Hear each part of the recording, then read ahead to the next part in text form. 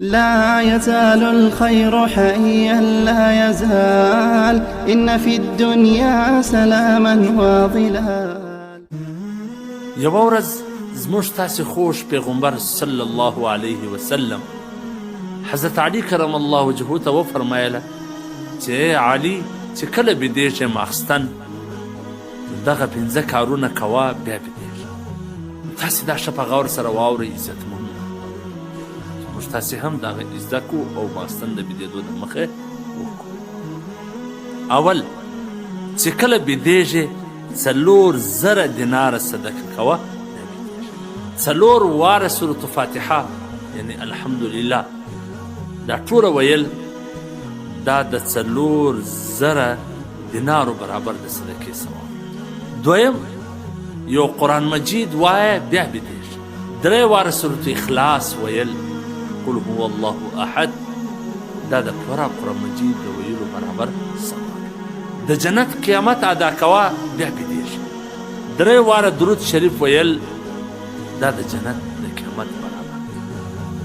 دا کوم درود شریف چې په لمانځه کې وایي هغه درود شریف 2 واره 3 واره. څلورم د 2 جنګیانو په مابینځ کې 2 په جنګ سره اخته دي د هغو په مابینځ کې صلح کوه بیا بېدېږي.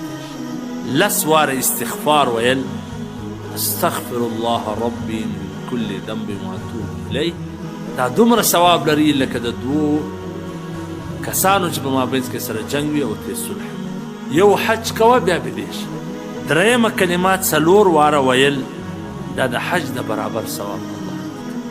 سبحان الله والحمد لله ولا اله الا الله والله اکبر ولا حول ولا قوة الا بالله العلي العظيم. نو عزتمنو دا څومره اسانه عمل، 15 منټه به په دې ټول عمل کولو یا په دې ټولو شانو ویلو کې نه لګېږي.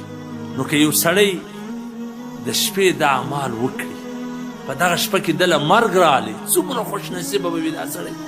4,000 دینار د صدقې ثواب، د یو جنت قیامت یې ادا کړي دغه برابر ثواب، د یو حج برابر ثواب، د 2 کسانو په مابینځ کې د صلح راوستلو ثواب، د یو قرآن مجید د ختمولو برابر ثواب.